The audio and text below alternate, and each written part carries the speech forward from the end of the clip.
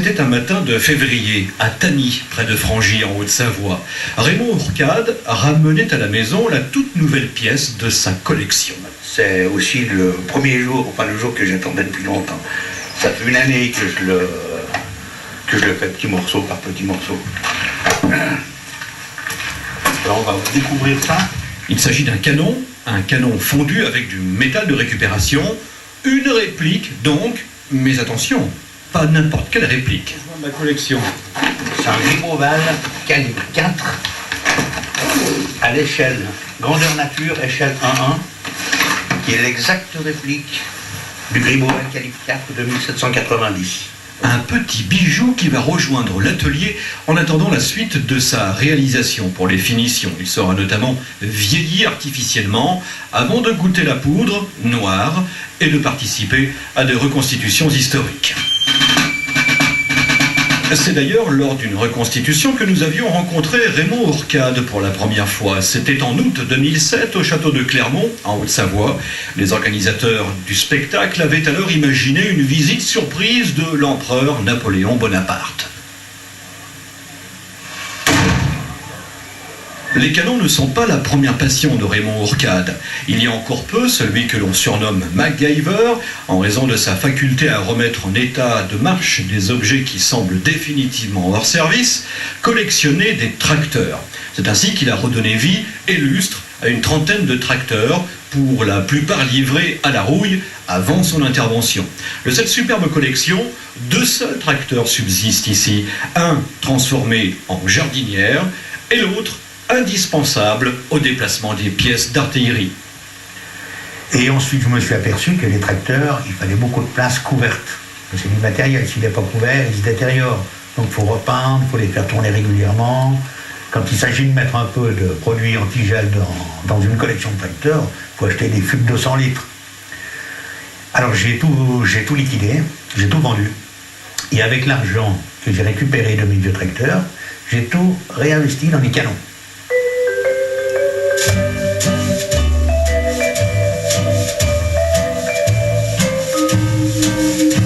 Je n'aime pas la guerre, je n'aime pas la violence. C'est un peu un paradoxe avec ma passion. C'est pour ça que j'aime bien les canons de par leur forme. Du reste, on trouve des canons dans le monde entier, sur toutes les places publiques. Et ce qui est étonnant, c'est que chaque fois qu'il y a une manifestation heureuse ou malheureuse, les gens tirent des coups de canon. D'où vient ce phénomène, je ne sais pas. Je pense que le coup de canon provoque une montée d'adrénaline, capte les gens, donc capte leur attention, et doit marquer ce côté solennel. Je pense que ça vient de ça. Savez-vous que le petit canon qui vient bruyamment de s'exprimer est en fait au départ un presse-papier? Alors, avec mes connaissances de mécanique, ce que je ne conseille pas à tout le monde de faire sans avoir de connaissances sérieuses, je l'ai modifié, percé et testé de façon à ce qu'il tire. Il pourrait tirer de vrais projectiles, mais bon, restons dans les limites, ne soyons pas dangereux. Mais au moins pour le fait d'avoir une arme qui a tiré. Je sens la poudre.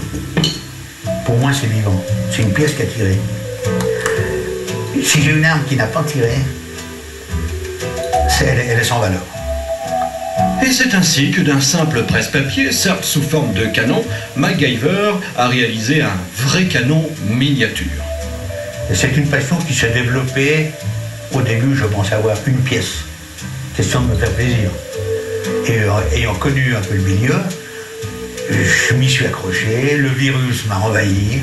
Maintenant, je suis complètement atteint. J'ai commencé avec un canon et maintenant j'en ai 14. Une belle collection, une collection qui accorde une place privilégiée au canon Griboval. Chance d'avoir les plans pour en refabriquer, mais les canons d'époque sont vraiment très très rares. Et pour acquérir un canon d'époque, je sais pas le prix, c'est même pas possible de savoir le prix parce que ceux qui en ont ne les vendent pas. Voilà, alors on va pouvoir faire partir le coup.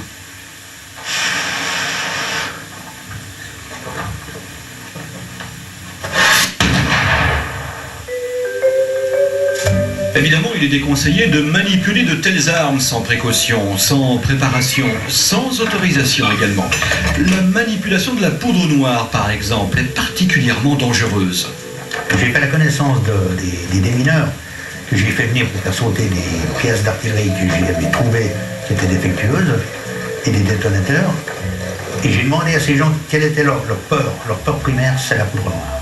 Ils ne savent jamais quand ça va sauter. À la moindre erreur, ça saute et c'est fatal. Donc ce n'est pas un jouet, c'est une passion mais pas un jouet. D'abord, il faut apprendre à connaître, il faut apprendre la poudre noire, il faut prendre des précautions, il faut se tenir à l'extérieur si possible et tenir les gens à une distance respectable, ne jamais braquer une arme contre quelqu'un. Il y a des choses élémentaires et si possible, éviter de tirer quand on est dérangé. Là, c'est un peu exceptionnel, c'est pendant une émission, j'ai prévu certaines précautions en plus, mais autrement, on ne s'amuse pas à travailler avec une arme si on a du public autour.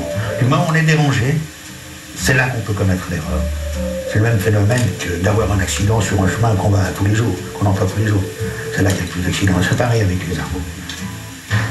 Par contre, il faut savoir qu'en cas de tir multiple, on ne recharge jamais un canon sans l'avoir parfaitement nettoyé.